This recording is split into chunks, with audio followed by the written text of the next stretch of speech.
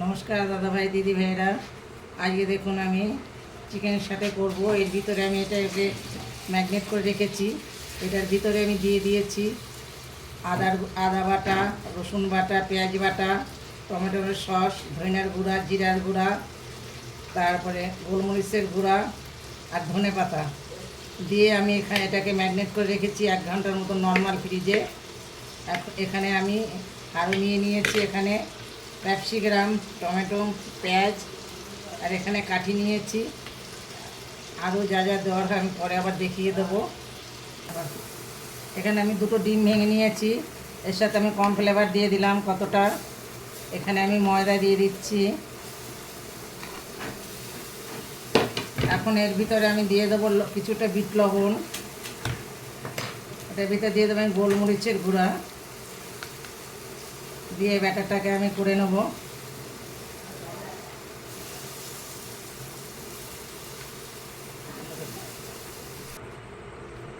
এখন আমি সাটেগুলো করে নিচ্ছি, কীভাবে কাঠির সঙ্গে গেঁথে নিচ্ছে এবার দেখুন।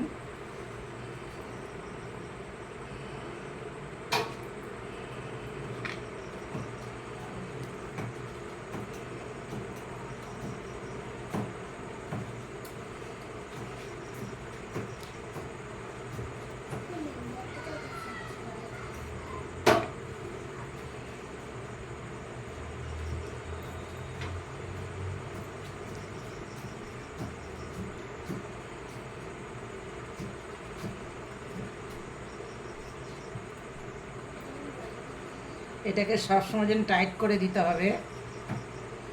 এটাকে যত টাইট করে দেবে তত এটাকে ভালো হবে।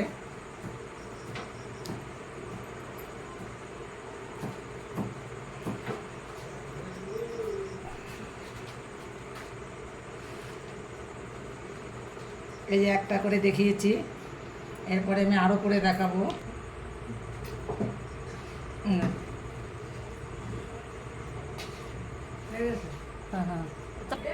আমি যে ব্যাটারটা করে নিয়েছি ডিম দিয়ে, সেটাকে দিয়ে আমি এখানে দিয়ে আমি মেখে দিচ্ছি।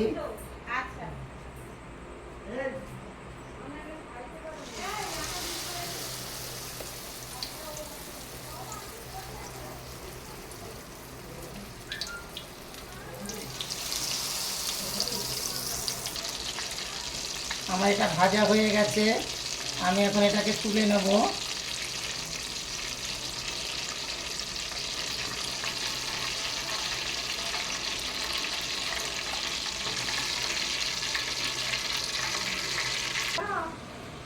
আমার এই যে চিকেন সাটেটা হয়ে গেছে, আমি নামিয়ে নিয়েছি। এই যে আমার চিকেন সাটে যেভাবে আমি করেছি সেইভাবে করবেন। এগুলো একদম বিয়েবাড়ি অনুষ্ঠান বাড়ির মতো করে আমি করেছি।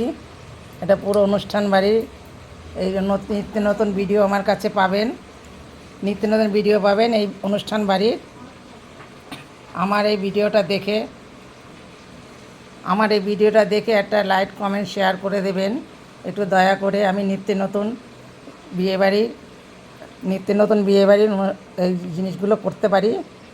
চিকেন সাথে আমি আর অনেকগুলো করে ছেড়েছি ভিডিওতে, আরও আমি করব। আমার ভিডিওটা শুধু আপনারা দেখতে থাকুন।